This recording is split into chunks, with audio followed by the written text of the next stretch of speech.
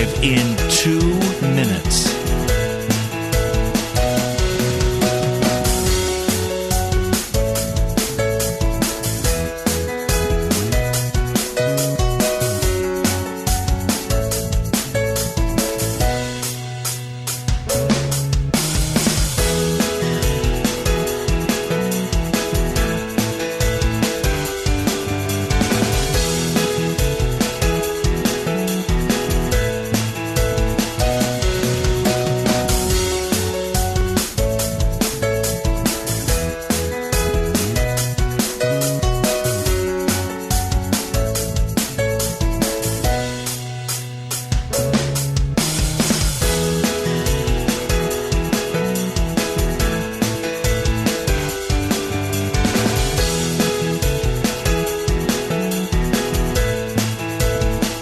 Lynn Cullen live in 1 minute.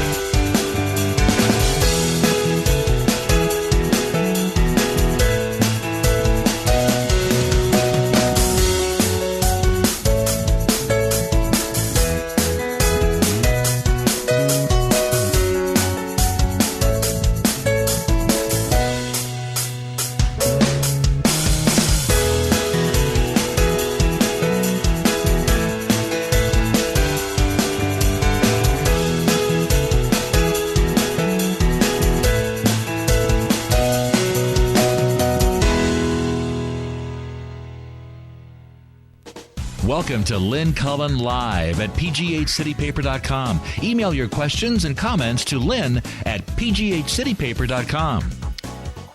And a good morning to you. Yes, indeed, I do mean you. The sun's out. It's freezing. It is so cold. Hi, how you doing? Welcome to winter. And I must admit, I was in the elevator coming up just moments ago, and some woman in the elevator said, "Lynn?" And I was staring like at nothing in particular. And I said, "Yeah." She said, "How are you?" And I'm looking at a woman I do not know from Adam. I hate that feeling. I said, "Oh, I'm fine, just staring off into space." And then, thank God, she exited the vehicle, as they say. And I was left wondering, who the heck was that? I hate that feeling. Anyway, I know the next person that I have to interact with. That's my sister. I think I actually recognize her on sight most days. Susan is in Chicago, where she sometimes is, but then Susan is everywhere. Hello, Susan. Hi, yeah, for the moment. Yeah, you're going to be where, in Montana or I'm something? going to Montana. The hell? Yeah. Oh, no! Strobes! Incoming! Oh, no, it is. Oh, is it the first Tuesday again? Sure it is. All right, Strobes. That's okay. We'll be, God, these first Tuesdays roll around like every other week. That's because we're old. And speaking of old, thank you for sending those pictures. Susan and I were together this weekend with the rest of the family for a birthday party for my brother. And Susan's son took some wonderful pictures. Yeah, I think he's the only one that did, but yes, they were. He always does. He managed to get a good picture of everybody. Yeah, but one can only imagine how many horrific pictures of us Well, he but left. he spares us that. God bless him. Because I know I'm always thinking, oh no, there won't even be a picture of me, because I'm always like, making some god-awful face. And there were actually two that were, yeah, and the one tolerable. Of us, what were we doing? Well, it looks like we were dancing, but it couldn't have been. Yeah, there's a picture of Susan and me. It looks like we're dancing. You have no recollection of dancing, do you? No. Nor do I. And that was in a place where there was no music. What were we doing? Trying not to freeze to death? I have no idea. I don't know. God. We must have been reacting. It must have been like a little victory dance in relationship to something that someone had just said. Something. I don't know. Well, anyway. It resulted in a not bad picture, so I was pleased. Yeah, me too. God, anytime you can get it. And Susan, meanwhile, we still have not seen the picture you were talking about last time on the Ponte Vecchio. Well, I sent it to you. I didn't get it. I texted it to you. I did not get it. Well, I'll do it again right now. Mm-hmm. For those who missed that, that's an iconic family photo. I have to find it, but in which I couldn't find the original. So what I have is a picture of a. I took a picture of the picture. Okay, but I don't. Yeah, I don't have any. I will send it to you right now. Okay, all right. Thank you very much. So I told everybody yesterday to watch this documentary on PBS, which I then failed to do, and then there was this great basketball game. Yeah. Which I dumped out of before it was over because I was absolutely certain that North Carolina would win, and I didn't want to see it. I was very happy to find out this morning that, in fact, Villanova triumphed. Did you see the story though? That two of there's a starter on Villanova and a starter on North Carolina. Who? Wait a minute. Let me interrupt you. How do you want me to send this to you? I don't care. I'm sending it as an email to you personally. Okay, all right. Okay. Go ahead. So, and they're like brothers. I think they didn't grow up together until they were friends forever. And then one of them was, I think, officially adopted by the other guy's family. And one went off to North Carolina to play, and one went off to Villanova. And they meet. They're the best. They love each other. They meet in that game last night. That'd be tough. Yeah. That'd be tough. But anyway, so, and I think one of I think the guy who did the 3-point shot at the end or something that won it was the kid who was adopted, I think. But then again, I might not know. I'm sorry, guys. Is anybody listening to this? I feel just foggy today. I do. There's something about waking up and seeing snow on the ground and ice on the windows and your flowers face down in the dirt. It's very weird. I mean, when I drove to Ann Arbor on Friday, I came in a whiteout blizzard. Right. When I drove back on Saturday, I drove into 72-degree bright sunshine. Yes. Back in Chicago. Then the next day, it snowed all day. And today it's 30 degrees and sunshine, but it's cold. Yeah, well, that's what we got. And, I mean, it's like, come on already. It's like, okay, so March faked us out. March and April switched on us is what happened. And Phil to tell us that. So... and it makes me cough. I'm sorry. That's okay. All right, so, Susan, I shared the story yesterday of finding the $100 bill. Yes. Okay, you should have this both on your telephone and on your email at this point. Okay, the $100 bill, and needless to say, I don't have the $100 bill. It's in Ann Arbor somewhere. But anyway, most people agree that I'll never see that money, right? Well, it's in the pocket of the desk clerk that night.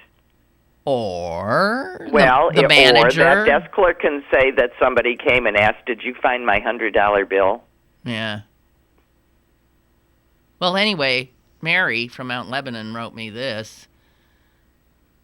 She was listening to me talking about that, and she said, I was in a stall at the West Virginia Welcome Center rest stop bathroom. Ah, yes. What a pleasant place.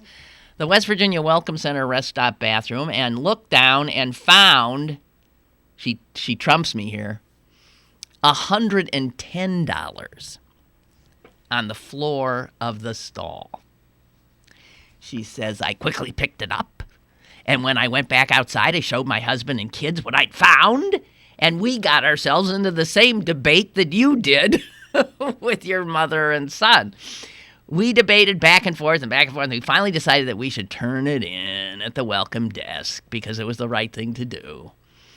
I pictured someone getting to the next gas station and realizing that they'd lost their cash. You know, that is what you think. What if somebody really needs this? So the lady at the front desk, she said, took my name and address and told me that they would hold it for 90 days. And that if no one claimed it, it would be mine. A couple of months later, I received a letter from the West Virginia Welcome Center, and inside was a check for $110. Well, there you go. You never know. That's what Mary says. You might get lucky too, but there are honest people in this world, and why are we now of the opinion that there aren't? No, you know, there are.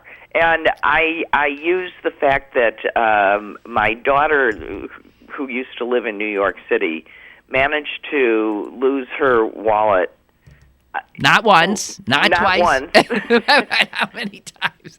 Well, at least twice. Okay. And the first time, I received a call in St. Louis from someone saying that they had found her wallet, and how could I? And it was some attorney that got into a cab after she got out and located her through me. She went and picked it up. The second time, it was she dropped it in front of the not the plaza. It doesn't matter. Some nice hotel. Yes, some nice hotel, and the cop, it was turned right in, and she got it. Both times she got it back totally, intact. So I was thinking, well, No, that is true. So you don't know. But it is true. Just when you think it's an honest world, then the next thing that happens is a taxi cab driver drove off with her suitcase in the trunk on purpose, and it didn't get returned until it was, gone through and stuff taken out. So there takes all kinds. Yeah, but I just think it's so awful that everyone's so cynical now, and it might be. I think people might be less honest than they used to be. Well, if what happens is you say, well, someone's just going to steal it anyway, so I'll be the first one. Yes. Oh, that puts you on, the moral high ground there, right? Right. So, in fact, what you have to do is turn it in, even if you're a chump for doing it. I think I like doing the right thing just so I don't have to feel bad. So you can sleep at night. That's right. I did the right thing. So I know, and my son, who was the one arguing about it, he most vociferously about doing the right thing, is scrupulous about these things. He once came into the house after he had left. He was going somewhere, and he said, "Mom, I just hit a car on the way out of the driveway." I said, "You're kidding." He said, "No." He said, "I just came in to get a piece of paper so I can leave my contact information." And I said, "Well, how bad was it?" And I went out to look, and there was a slight little scratch on I said, "Sam, there's nothing here. I don't even know if that was there before." He said, "Well, I don't know." So anyway, he leaves the note, and he ends up getting a phone call from somebody just saying, "I cannot believe that you left a note, and thank you so much. There's no harm, no foul here. I don't think there was any damage at all, blah, blah, blah." So it's the right thing. It's the right thing to do. You have to be able to sleep at night. Yeah. So. But it's hard when it's cash because it's impossible to prove. I know, that's true. So the only way that you prove that one is that no one would know to go to the front desk and say, "I know it's stupid, but did anybody happen to turn in a $100 bill?" Actually, I listened to our brother and his friend John Hudson, who's a professor at St. Andrews University and part-time in University of Michigan. They started having a very intellectual conversation about what is the meaning of money and the value of money after we were talking again about it. And it got so, to me, Obtuse. Yeah, that I couldn't. I have to admit, I sort of like, I zoned out. You moseyed into the next room. Right. But it was something about the fact that money has value. The one thing I heard where my head started hurting, that money has value exactly because it isn't identifiable as something that belongs. I don't know. See, I don't remember, but they were It absolutely. derives its value from nothing except a common agreement. An that agreement. it has value. Right, but then they took it up a notch or something. It was something, I don't know. I didn't understand it, and as I said, my head was hurting. So. Used to be backed by gold. Now it's just backed by the full faith of the U.S. government. And you know how much we Americans apparently trust our government now. So why would we have any Well, faith don't that you our remember a few years there was a push to go back on the gold standard? Yeah. I'm surprised. That was a Tea Party standard. Well, I'm surprised Ted Cruz is not in favor of that, frankly. Maybe he is. So, a few little things. Oh, Yeah, wait. it's the Wisconsin primary today. Yeah, screw them. Anyway, Lynn and Susan, with this weather, I'm collecting money to put out a hit on Punxsutawney Phil.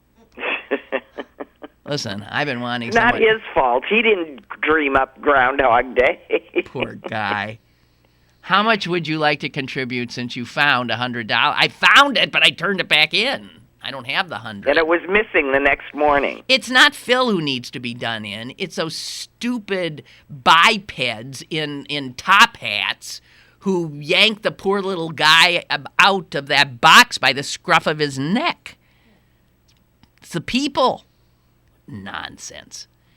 Anyway, yeah, Punxsutawney. All right, okay, so yeah, it's the Wisconsin primary today, and I thank God this lull the last week where there was sort of 2 weeks it's been since I finally stopped being so obsessive about listening and watching everything in regard to the election. So I've sort of backed off a little bit. I don't even care at the moment. We have a call. I know. Yeah, we have a call. Hello. Hello, Lynn. Oh, you're still there. Wonderful. Anyway, Yeah. like I say all the time, real quick. And I am quick. I don't spend 10 minutes on the phone. No, that's true. But I'm quick to the point. I'll be the judge of how quick you are. I just It wanted depends. to say about, you said Ted Cruz.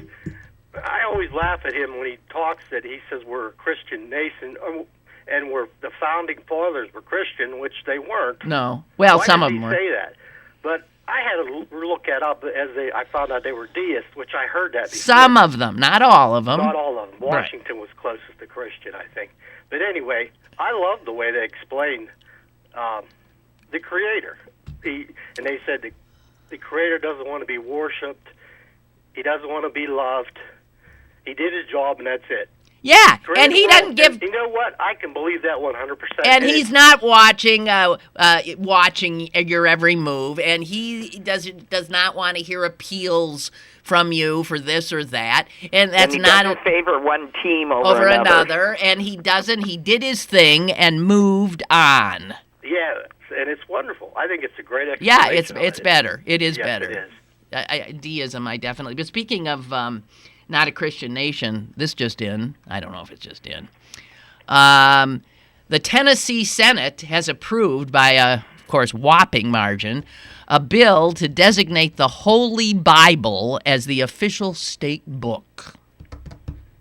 Wow. There you have it. But I was going to say we're not a Christian nation. By name we are. People say they are. But we'd be socialist if we weren't a Christian nation, I think.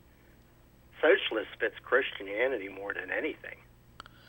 Yeah, like Jesus. More Yeah, taking care of one another. that's right. Right. Which capitalism does not do that at all. Not a bit.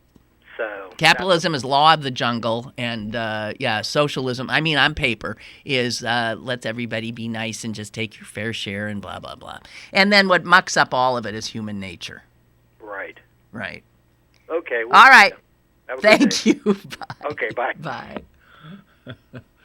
So they voted to make the Holy Bible the official state book of Tennessee. Now, which Bible do you think that might be, Susan?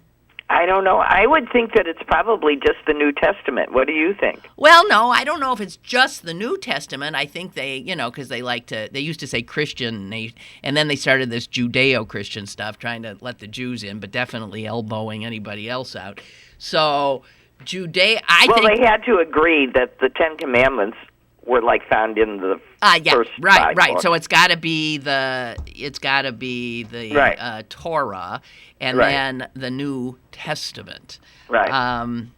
But there are many versions of that. And how the hell you can have a holy book? I mean, essentially, it'd be like making the Quran. It's firmly confusing the separation of church and state, and it is in direct opposition to no state shall. Yeah, it's called unconstitutional. It's totally unconstitutional, and totally. Well, then, what is with it these? It can't be the state book and be constitutional. What is with these Republicans? These are always Republican legislatures, and they are forever passing. You used to live in one of these states, in Missouri. They are forever passing laws that are on their face unconstitutional.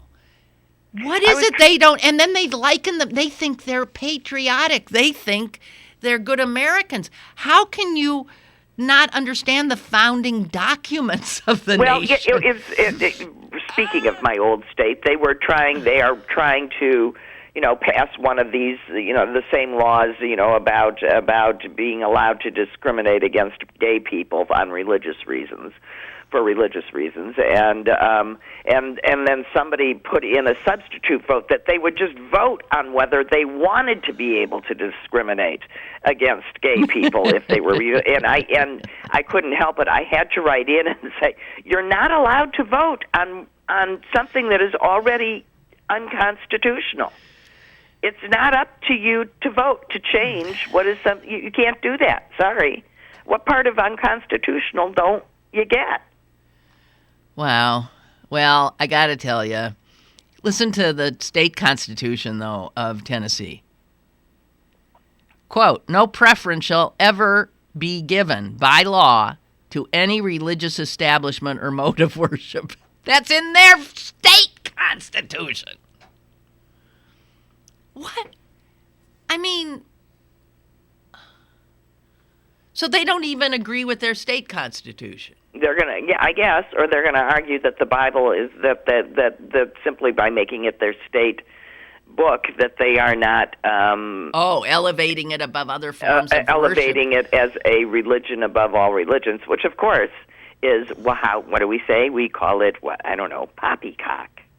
That's good. Anyway, so the Bible is soon to perhaps enjoy this. The governor is probably going to sign it. There'll be the Bible. There'll be the state's official amphibian. They should have a tree or a bird here or there. Official. Oh no, they have an official rifle. Oh God!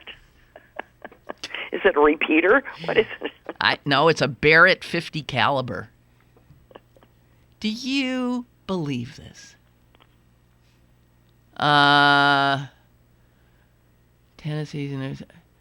Oh, and it says that the rifle is so powerful it can, quote, destroy commercial aircraft. Great. What is wrong with these people? Oh my God. Okay. It does sort of sound like a little Trumpism, as if to invite someone to try. Wow. It would make Tennessee the first state to select the Bible as its official book. Well, it can't be the first state. It can't be any state. It's unconstitutional. Well, they tried it in Mississippi. They tried it in Louisiana. But, someone there said what you just said. Guys, this is clearly unconstitutional.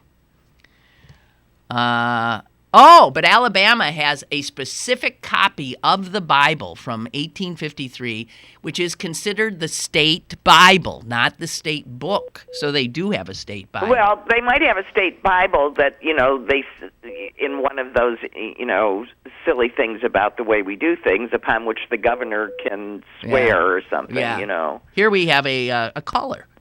Hello. Hello, Clarence from Canonsburg. Clarence. Hi, Clarence.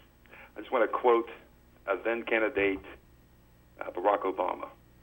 Okay. When people are afraid, they turn to the Bible and guns. Well, I think you paraphrased. Yes, they that's cling. paraphrase.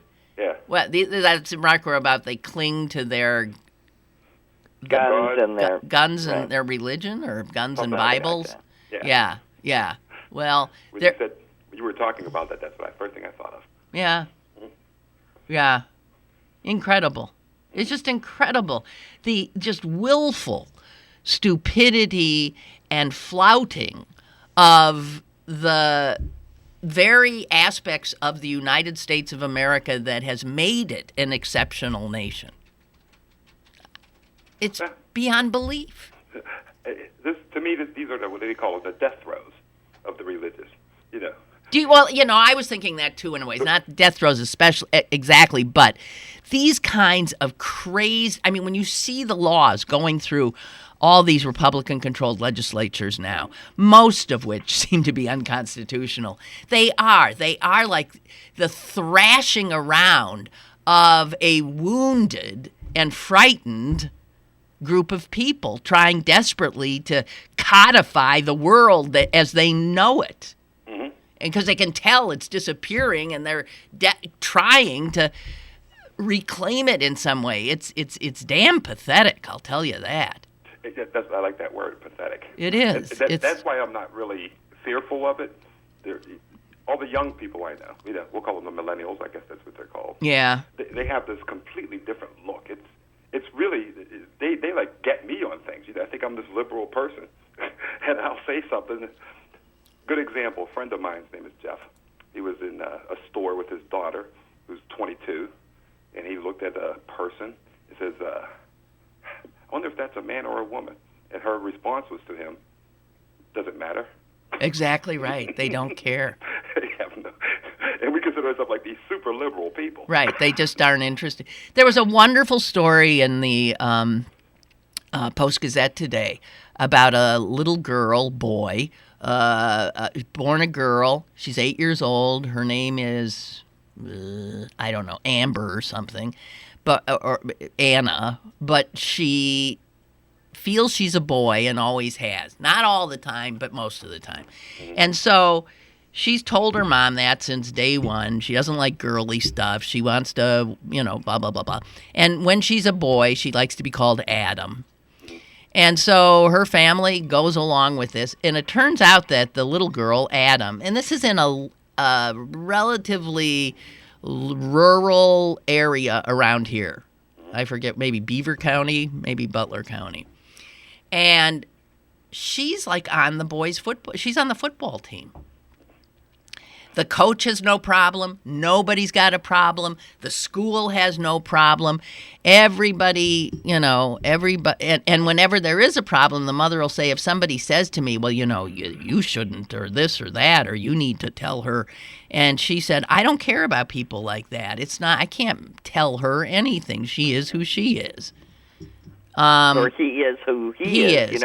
She's still saying she's both, but her mom seems to think it's 75% boy, 25% girl. Well, this is why, really people our age have to understand that pronouns are terribly important.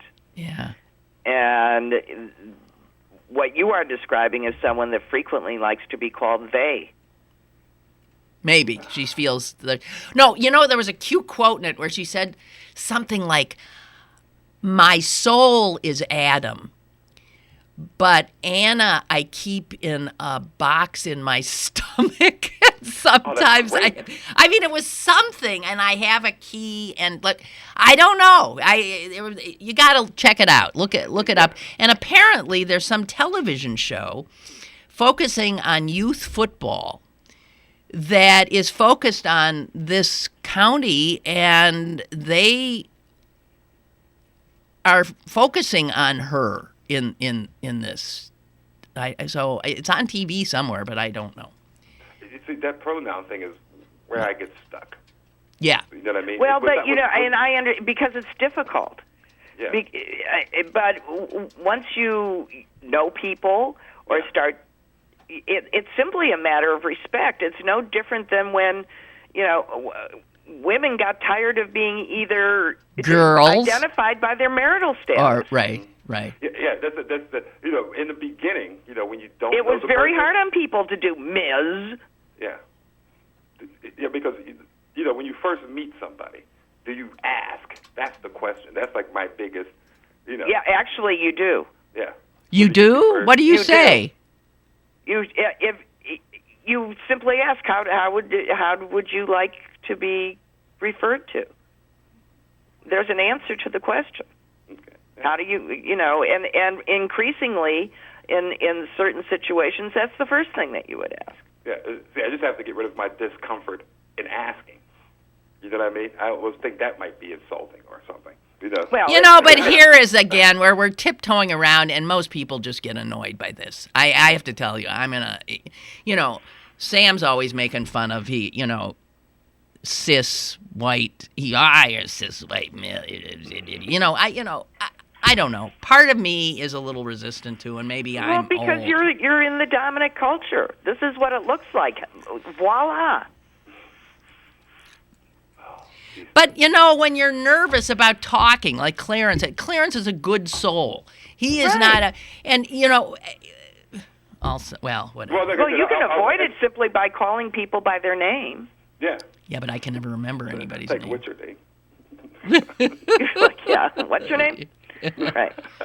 Okay, all right. Okay, goodbye. Bye. Now, if you haven't been confronted with it, but I watched a good friend's child transition, and there was a gradual change in pronouns from she to they to he. All right. And believe me, that person took one's willingness to at least try to use the right pronoun as a direct sign of your acknowledgement of their reality. Yeah. Well, sure, I would never, but I hate the fact that so many people are literally now fearful. Because people are too goddamn quick, to take offense. In a time of transition like this, when well-meaning people don't know and are meaning no offense, to be jumped on for saying the wrong thing there's a lot of that goes on too that makes me, I'm just sick of it. Well, there is, but I can't imagine that in a one-on-one situation a well-meaning question would cause offense. Well, no, I think it depends on the person being questioned. Some are understanding and patient that their particular situation is very unusual to the other person. They don't quite understand. And you don't get on your high horse about it either. Come on. There's a lot of that pushback from the, more progressive end that I think is often very not helpful. Yeah. It is not helpful. It's a sort of drunk with power, and it goes right over into you pushed it too far. Sorry. Yeah, and I agree with you. That happens a lot. I think it happens almost universally as in the beginnings of being heard. Yeah, I suppose this is true. All right, Roger writes about the cash. I heard a quote a long time ago that goes something like this: "One sees the world with what's in their heart. I choose to see people as generally good. Those who don't, I find, are usually miserable people. And guess what? The majority of those people are Republicans." Come on. They tend to make themselves sick, mentally, emotionally, and physically. They complain. You know what? There's a piece in the New York Times today, by the way, page 3, exactly about this, that it's not that Americans are any angrier than they used to be. They're angry in a different way. And what it is we have learned literally to hate people who belong to the other party, which was not the norm for most of my life. Where the worst thing you could do in some families is not bring home someone to marry who is of a different color or ethnicity or even the same gender. It's to bring home someone who's from the other party. And that we hate each other that much, right? I think there's a lot of truth in it. I don't know that that's... I think that you, to quote our previous president, I think you disremember the way things have been. Misremember. Didn't he disremember? Misremember. It was not a word, whatever he did. Whatever it was. But anyway, I mean, there was a reason when I married into the family that I married into that, there was a religious difference, and was there a political difference. Oh, yeah. And my husband was absolutely terrified to introduce the two sets of parents to each other. I mean, terrified. Yeah. But they got along. That's not born of a casual acceptance. I mean, that's no different then than it is now. It's just that people sort of tried not to speak to each other about it. Yeah. And Margie brings up Caitlyn Jenner, who she said is one of the biggest assholes. And it's, I wonder how many people who were really supportive of Caitlyn then found out she was a raging Republican are no longer have nothing whatsoever to do with her. Have you not watched I Am Kate on that very subject? No, Susan, I've never watched that. Oh, program. Well, then I can tell you. Oh, dear God. There have been televised knockdown dragouts. Yeah. Between her entourage and her, and they're just saying, you are not, basically they're just saying, that's Bruce talking. Because, or your elevated position, because that's what it is. You couldn't feel that way if you'd lived what we've lived, and exactly. Several times he's had to back down. I mean, She. Ha! You with the pronouns! Well, it's because I just was talking about Bruce Jenner. Yes, me with the pronouns. You make mistakes, and it's rude. It's not rude. It's a mistake. Well. We're never going to come together on this one. Hey. Adam and Abby is from Monaca, Beaver County, writes Kristen. And that county is all about youth football. There was a very nice article in the local paper. I read it this morning. There was one in the Post-Gazette. Yeah. Hi to Susan and have a great day. Stay warm. Adam and Abby. Yeah, that's the little kid. She's 8 years old and has a wonderful, wonderful family, obviously. Very supportive, and it looks like the community's supportive. Interesting, because I got to tell you. Well, you want to know why? I got to tell you, because they know the person. That ain't a blue state. That ain't a blue county over there. No, but that's these are people who know this. Yeah. This child. That's right. That's always the and thing. And if you know the person, it changes how you view these things. Yeah. Yeah. And it also changes your mindset about how you want to try and meet him where he is. I mean, although this child seems rather remarkable in that he accepts all of him, her, they. Mm-hmm. Oh, somebody just sent me another takedown of Wendy Bell. Oh, God. I'm so sick of it. Yeah, I would be sick of it, too. And yeah, of she course, was wrong. Susan, Stop talking about and her. of course, no. Now the newspaper, every half the letters to the editor are right, for her or against her. As my son keeps making up these hashtags, stand with Wendy, and this bell won't crack. Hashtag this. We've got to call. Like this bell won't crack. Yeah, I know. Hello. Oh, Lynn. Yeah. I was thinking about this morning, listening to you guys. The separation between Susan and Lynn, and I think of most things in life, Susan knows someone specifically involved with whatever the subject may be. Lynn doesn't really know anybody specifically, but she knows in general.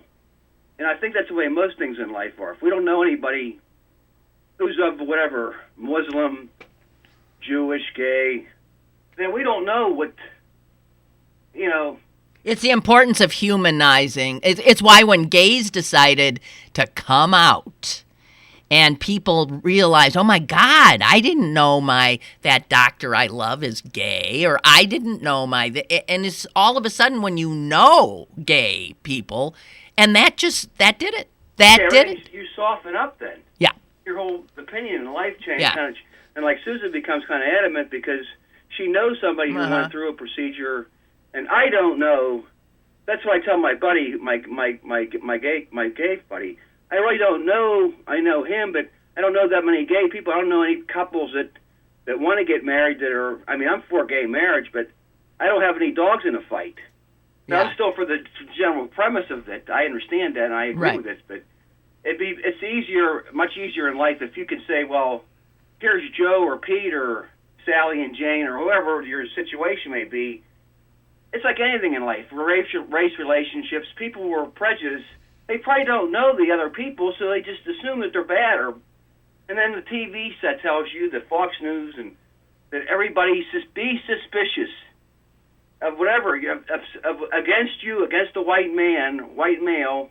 Be very suspicious against women, blacks, Mexicans, whatever the subject may be. Be fearful of those guys because you don't know what they're going to do.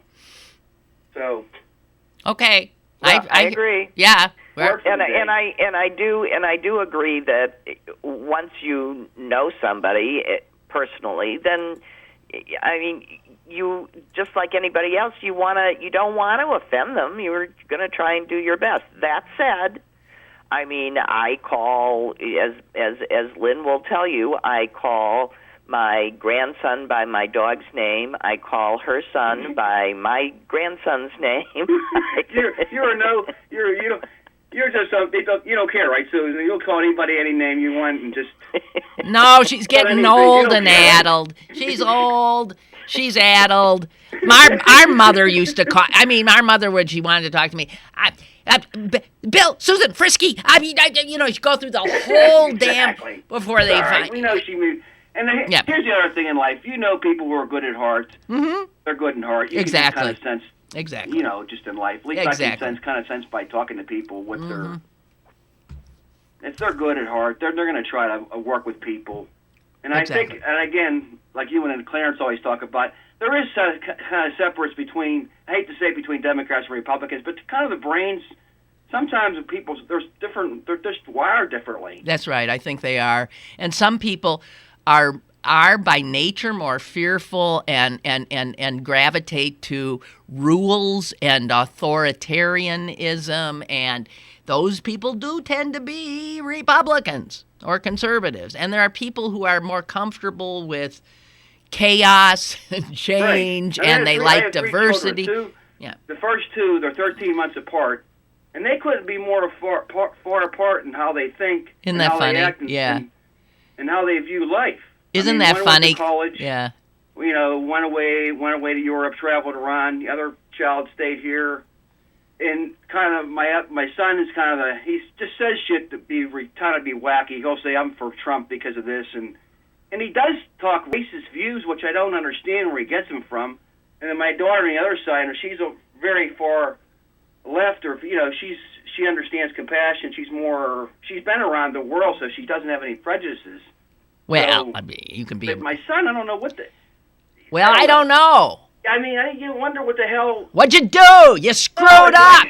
I try to talk to him, but God. Or you try to put people you try to tell the people that like my son. If you try to push him in any direction, he just shuts down like a rock. So that doesn't work. I've tried that in the past. Well, then what you need to do is start start agreeing with him about. Exactly. You got to try to find common ground. No, but I'm shell, because there's a shell that he has, and if you can get through the shell, the inner core is very soft and good, but there's a I don't know, for some reason has that core around him. Yeah. And Republicans seem to do that. They have this fear thing, and somebody's going to get something, and I don't know. It's just and father-in-law. I mean, there's a lot of people in my family too. They're just crazy, but Well, you just say, okay, you're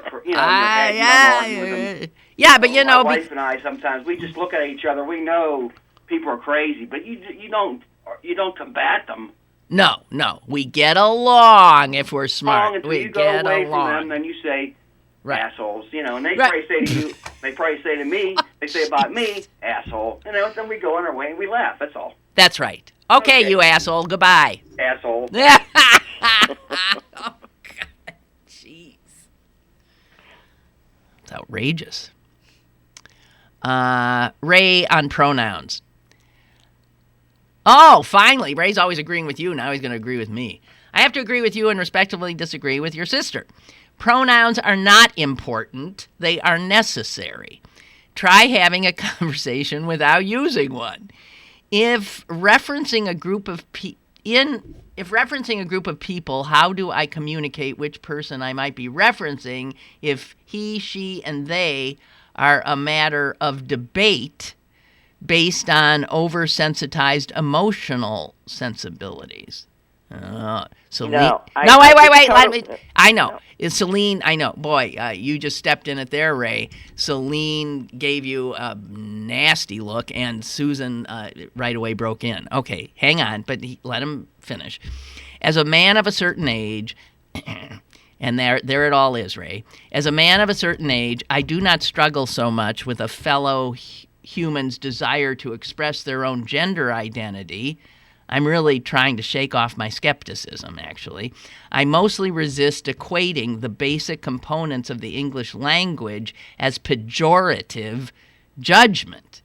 In other languages, nouns are masculine or feminine for no apparent reason. Well.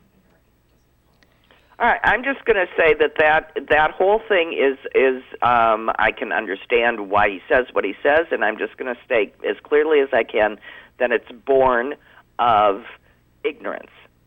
It's born of a lack of understanding that for centuries we have not understood the fluidity of sexuality. We have said there's girls and there's boys, period. Yeah. So Ray, and the fact of the matter is that's not true. Right, and there is a whole identifiable spectrum that runs back and forth between them. And people that exist and live on that spectrum have definite ideas about who they are and how they want to be referred to. Just as an American, I don't want people to go around and call me a Russian. I'm not.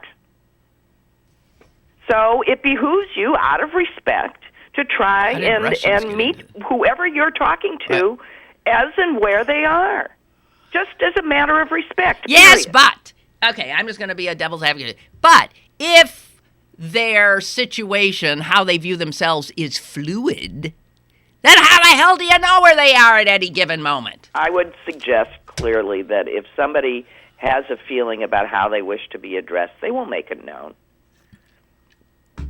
And if there's a question in your head, then feel free to ask. All right. Jeez. Navigating the world is... You want to know why I mostly am a recluse? Yeah, because it's scary to leave your room. I got it. No, it's not that. It's just people are... It's such a muddle out there, and I don't like offending anybody. Yeah, you're absolutely right. When we acknowledge, when we let all of these new things into our consciousness, it becomes more complicated. Boo-hoo. Imagine what it was like to be that person and have your very existence simply denied. Yes. So we're coming out of that, and it's messy. It is. It's messy.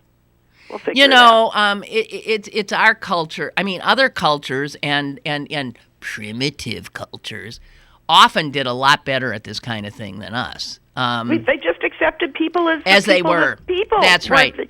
We're people. Right. I remember our brother telling us about the contrarians in a certain tribe, a Native American tribe. And in fact, that funny movie, that wonderful movie Dustin Hoffman made, Little Big Man, where he's kidnapped as a child by Indians and becomes an Native American, Indian, they see you right there, and then blah, blah, blah, blah, blah, blah. There's someone in that tribe who is clearly gay, but he does everything in a contrary fashion. I mean, what they made, you would ride your horse sitting backwards. You would, it's bizarre, but in fact, they just, and people like that often were given great, respect, great respect, even more respect by virtue of their difference. So I forgot, I've lost the email, but somebody's got a brother who's turning 70 and doesn't know what to get. What do you get a 70-year-old man? Here's what I got him, nothing. Yeah, that's right. Susan did not give him. I just showed up. She showed up. I got him a first edition book written by the wonderful anarchist Emma Goldman. What a nice gift. You didn't see that? No. Which I happened to find in a bookstore in Oakland. And he loved it. He did. He was very happy to have it. But and then I tried to make him a bicycle helmet as a gag gift, and I am just so incapable of any kind of arts and crafts thing. It was a total disaster. I was Susan. He won't wear a bicycle helmet. I know. Okay, and he's injured himself many times. Right. So I was trying to retrofit a bicycle helmet with a mortar board on top of it, with that he can, in case, so that he might wear it. Well, yeah, because he likes to be, thought of as the eccentric Professor Miller, riding around, and I thought this way he could still be eccentric, but still have a helmet on. And anyway, it didn't work. So you didn't just take a drill and affix it with like a paper clip or screw so it would stay there. A drill? No. First of all, I didn't even have a helmet. You don't have a little hand drill? No. Oh. I didn't even have a helmet. So I waited. Well, what were you doing? A stocking cap with the mortarboard? No. So when I got to his house, I went into his garage. I figured there'd be tons of helmets. I found a number of them. And I found the one I thought that would work the best, but it didn't. Anyway, comments. I'm sorry, but the North may have won the Civil War. Who's this from? Chuck. But we still have two countries. I agree. I agree. And I've often thought, I wish we hadn't won. I wish we would have let these jerks go. You have Tennessee with the Bible as a state book. You have Kentucky using tons of tax dollars to build a full-size replica of Noah's Ark. And you have Missouri with ballot shortages in St. Louis County, which is guess what? A way to keep black people Democratic, from voting. Yeah, right. And don't even get me started on Texas. Why would we even put a Southerner like Cruz in the White House? Pretty much all we've been doing is putting Southerners in the White House, guys. Obama is the first one who broke that it's been a long time. Yesterday, you mentioned that big, expensive wedding in the Post-Gazette. When the show ended, I read the story and discovered that the father of the bride was my daughter's orthodontist. Boy, I guess you paid good money for those braces, huh? Now I know why his dental fees were so high. Yeah, right, exactly. The least he could have done was invite me. Well, you don't invite your patients. But yeah. Ray back on pronouns. Balderdash. It's a pronoun. The German translation of the canticle of St. Francis. What? At Francis wrestles with Sister Moon, as the moon is masculine in German. Meaning is not modality, and forcing it to be is sophistry. Well, call it what you will, Ray, but it's really simply a matter of being polite. There you go, Suze. Mary writes, gifts, lottery tickets, especially scratch-offs. Everyone gets a kick out of it, no matter what their net worth or age. Yeah, I get them some lottery tickets. Whatever. Buy him a funeral plot. That's a nice gift. Maybe Yes, I should do actually, that. that's not a bad idea. Get them an urn, a nice urn for their ashes. Okay? Well, I was going to bring him a bottle of scotch, but I realized that that's what everybody else was going to bring him, and I was right. There were like 400 bottles. He was good for booze for a while, and I thought I remembered that he was trying not to drink As much. as much. Yeah. So there's this, you mentioned it was the Wisconsin primary today, which in fact it is, and it looks like Cruz is going to win. That's what they think. And the New York Times did a big piece today on why is Wisconsin different, because it looks like it should be a Trump state. And they came up with a few things. Wisconsin has an above average educational, I mean, more Wisconsinites have a good education, which means they wouldn't vote for Trump.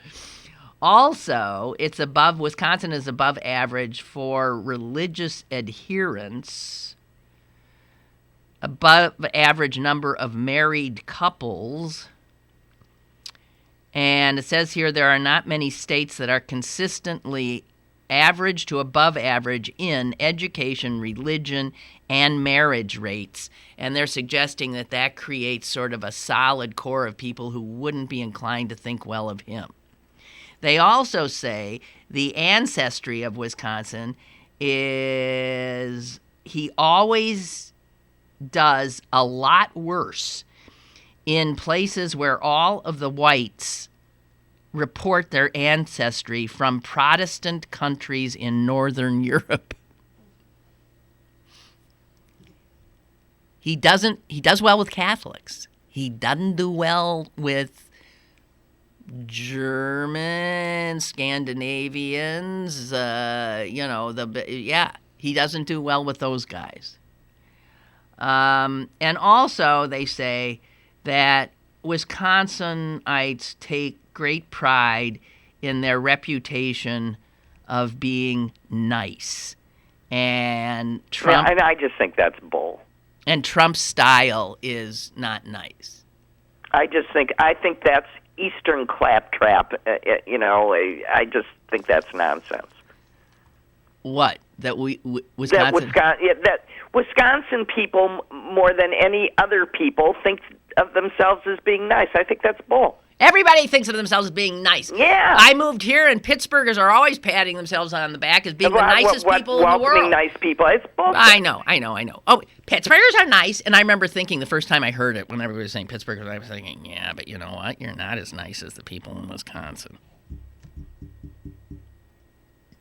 I met lots of people in Wisconsin that weren't so nice. I don't know what your childhood was like. Oh, geez, Suze. Salt of the earth, that's what they are. Salt of the earth.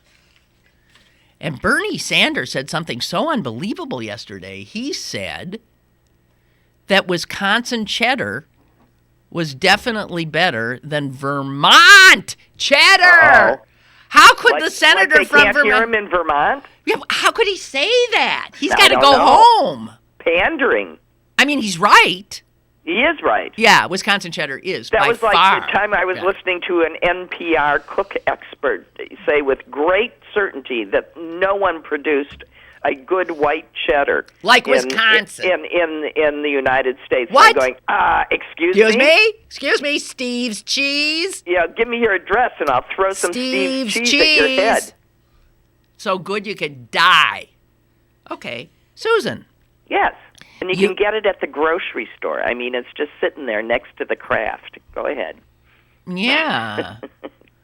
And I've tried Vermont cheddar. It's crap. And nowhere near as good. The texture isn't as good. It doesn't have a flavor. Just, yuck.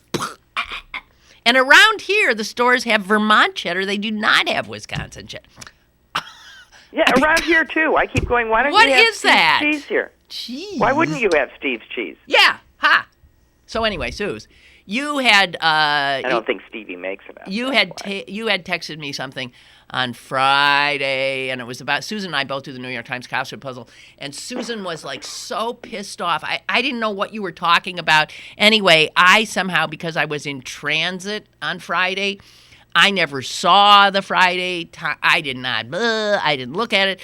So you were still talking about it in Ann Arbor. You're still pissed off. And I want to tell you, there's a letter to the editor of the New York Times today where someone said they almost canceled their subscription. Well, what the hell did they... Okay, they explain it in here. So wait a minute. How could a crossword puzzle piss so many people off? So you still haven't done it, can I tell you? I don't have it. Here's what... I'll read the letter. Okay. The New York Times just came very close to losing a subscriber. I sat here and watched tears come to my husband's eyes. Are you kidding? As he was solving the April 1 crossword puzzle and learning that you were stopping the puzzle. Luckily, I, the calmer head in the family, Googled this. Could it possibly be true? In doing so, I discovered the April Fool's joke. This, my friends, was bordering on cruel. Come on, it's an April Fool's joke. Well, I'm telling you that I solved it online at, like midnight on Thursday, and I didn't sleep all night. And I Googled it, too, and I came up with a backup article telling me where everybody was going and what they were going to do. Wait a minute. So once the puzzle got done, it said this is the last puzzle or something? So, you know how there are frequently... phrases that throughout. Run through. Yes. So the first part of the phrase was due to budgetary concerns. And the next part of the phrase was the New York Times crossword puzzle.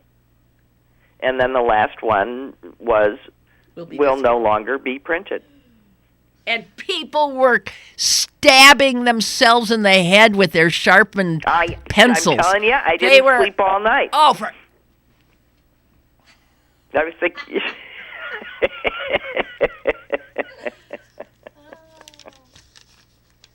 Boy, it's a little Orson Welles' War of the Worlds stuff. People could have, thrown themselves I'm sitting here going, and I pay extra so I can do them on my, iPad, and blah, blah, and they owe me money, and I...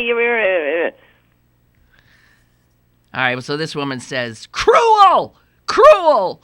We're both guessing that by now you've realized that and are perhaps regretting the cleverness of your little joke. I didn't take it that far. And then she says, I got taken. I admit it, and I'm glad I figured it out before I canceled my subscription. You said, that said, kudos to you. You got us good, but we're both still really upset. Yeah. Please never stop that puzzle. It matters so much to so many. That's from Karen Delman of Sierra Madre, California. I live for the puzzle, too. It's just been such a major part of my life for the last, 30 years I've been doing them. And I'm thinking, and I don't like any others. I don't like any of the others either, so we're all stuck. Anyway, Susan. Yes? I think we somehow... we did, and I have to get to the gym. Bye. Goodbye, Suze. Bye. Bye. And, guys, goodbye. Just a heads up, I'm here tomorrow. I will not be here on Thursday. It's another friggin' doctor's appointment. I am sorry. I'm a mess. What can I tell you? And, it's hard to get doctor's appointments these days. You wait for 5 years. What was that about rationing health care? Jeez. Maybe we had single payer. You could get an appointment. Screw this. Anyway, excuse me. I'm sorry. Goodbye.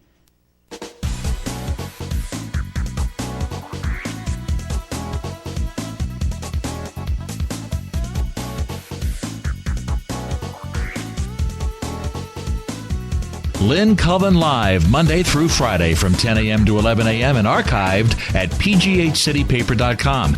The opinions expressed on Lynn Cullen Live are those of the host and do not necessarily reflect the viewpoints of Pittsburgh City Paper, Steel City Media, and its advertisers.